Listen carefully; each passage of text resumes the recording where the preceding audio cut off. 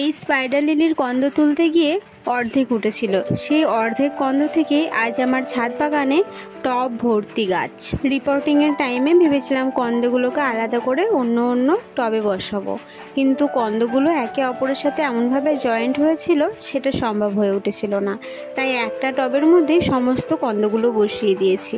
আর আজকে এই টবের মধ্যে থেকে আজ একটা স্টিক নয়, সঙ্গে 2-3টের মতো স্টিক বেরিয়েছে। হ্যাঁ, আমার ছাদ বাগানে এই স্পাইডার লিলি গাছটায় ফুল একটু দেরিতে দিয়েছে, কিন্তু তবুও আমায় নিরাশ করেনি, ফুল দিয়েছে। প্রথমে একটা স্টিক হয়েছিল এবং তাতে কিন্তু ফুল ভালোই দিয়েছে, এবং পরবর্তীতে লক্ষ্য করলে দেখা যায় সাইড দিয়ে আরও 2টো স্টিক বেরিয়েছে। আচ্ছা, কার কার এই ফুলের স্মেলটা ভালো লাগে আমাকে কমেন্টে জানিও। চলো এবার কিছু কমেন্ট করি।